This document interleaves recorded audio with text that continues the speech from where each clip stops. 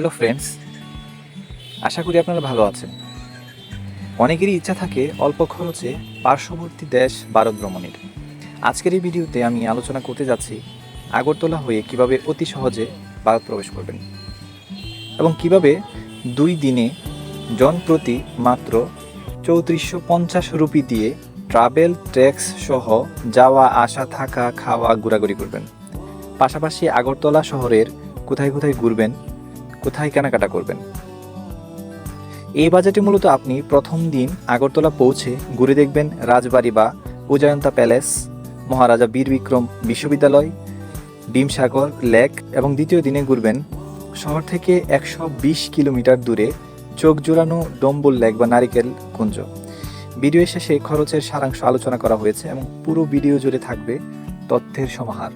তাহলে দেখতে থাকুন এবং ভিডিও বা ভালো লাগলে মতামত জানাতে ভুলবেন না। বাংলাদেশের মানুষের কাছে আগরতলা এক সুপরিচিত নাম। বাংলাদেশের নিকটবর্তী ভারতীয় রাজ্য ত্রিপুরার রাজধানী এই আগরতলা। রাজকীয় বাড়ি, জলের প্রাসাদ, বন্যপ্রাণীর অভয়ারণ্যের মতো আরও অসংখ্য স্থাপনা দেখতে মানুষ আগরতলা ভ্রমণ করে।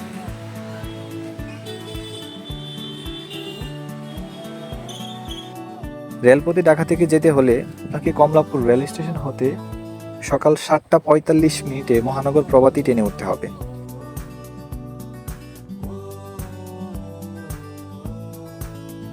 এটির ভাড়া পড়বে সুবন চেয়ারে 160 টাকা। আখাউড়া রেল স্টেশন থেকে স্থলবন্দর চেকপোস্টে পৌঁছাতে আপনার ভাড়া পড়বে 50 টাকা। পৌঁছে আপনি সেখানে সোনালী ব্যাংকের বুথ থেকে 1000 টাকা দিয়ে ট্রাভেল ট্যাক্স পরিশোধ করবেন। ট্রাভেল ট্যাক্স পরিশোধের পর আপনাকে বাংলাদেশের ইমিগ্রেশন শেষ করে সরাসরি ভারতের ইমিগ্রেশন শেষ করতে হবে। ইমিগ্রেশন শেষ করে আপনারা দুপুর 12টার মধ্যেই পৌঁছে যাবেন আগরতলায়। ইমিগ্রেশন শেষ করে ভারতে প্রবেশের পরপরই দেখবেন অনেকগুলো অটো বা ছোট গাড়ি দাঁড়িয়ে আছে। এগুলোতে গেলে আপনাদের খরচ বেশি পড়বে, তাই পরামর্শ হলো বর্ডার ক্রস করে 5 মিনিট সোজা হাঁটলেই পেয়ে যাবেন লোকাল অটো। বটতলা পর্যন্ত ভাড়া নেবে মাত্র 10 রুপি। বটতলার আশেপাশেই পেয়ে যাবেন ছোট বড় অসংখ্য কোয়ালিটির হোটেল। ভাড়া সর্বনিম্ন 800 থেকে 1000 টাকা। দুজন থাকতে পারবেন। তারপর দুপুরের খাবার সেরে লোকাল সাইট সিইংয়ে বেরিয়ে পড়ুন। প্রথমেই ঘুরতে যাবেন পুরাতন রাজপ্রাসাদ। বটতলা থেকে রাজপ্রাসাদের ভাড়া নিবে মাত্র 10 রুপি। প্রবেশের ক্ষেত্রে আপনাকে 100 টাকা দিয়ে টিকিট পারচেজ করতে হবে। রাজপ্রাসাদ এটি ত্রিপুরা রাজ্যের প্রাক্তন প্রাসাদ। একসময় রাজকার্য পরিচালিত হলেও এটি এখন একটি জাদুঘরে রূপান্তর করা হয়েছে। 1899 সালে রাজা কিমোর মাণিক্যদেব প্রাসাদটি নির্মাণ করে। এটি ইন্দ্রনগরের প্যালেস কম্পাউন্ডে অবস্থিত। এখানে 250 একর জায়গা জুড়ে সিংহাসন কক্ষ, দরবার হল, পাঠাগার, অভ্যর্থনা কক্ষ সহ নানা রকমের কারুকার্য রয়েছে। প্রাসাদে একটা 86 ফুট গম্বুজ আছে যা দেখতে বেশ আকর্ষণীয়। এছাড়া একটা বড় বাগানে দুপাশে ফোয়ারা দেয়া কৃত্রিম পুকুর দেখবেন। একসাথে মুঘল, রোমান ও ব্রিটিশ স্থাপত্য শৈলীর মিশ্রণ দেখতে হলে এখানে যেতে পারেন।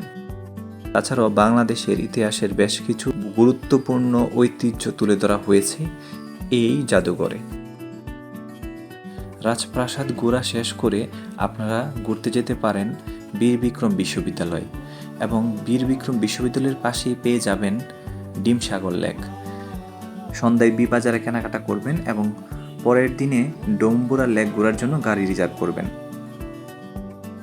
দ্বিতীয় দিন খুব ভোরে ডম্বুল লেক ভ্রমণের উদ্দেশ্যে আপনাদের রিজার্ভ কারে রওনা দিয়ে দিন।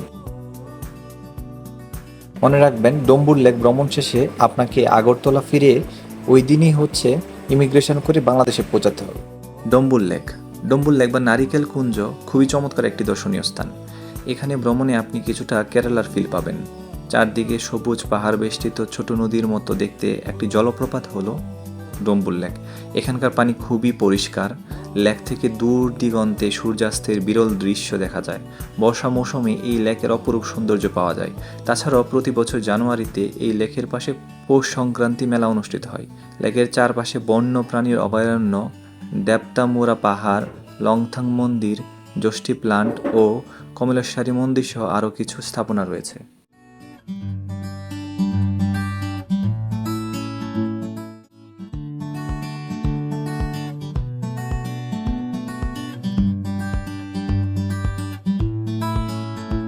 দুপুর 2টোর মধ্যে আগরতলা পৌঁছান। এবং আপনার প্রয়োজনীয় জিনিসপত্র গুছিয়ে সরাসরি ইমিগ্রেশনে পৌঁছে যান।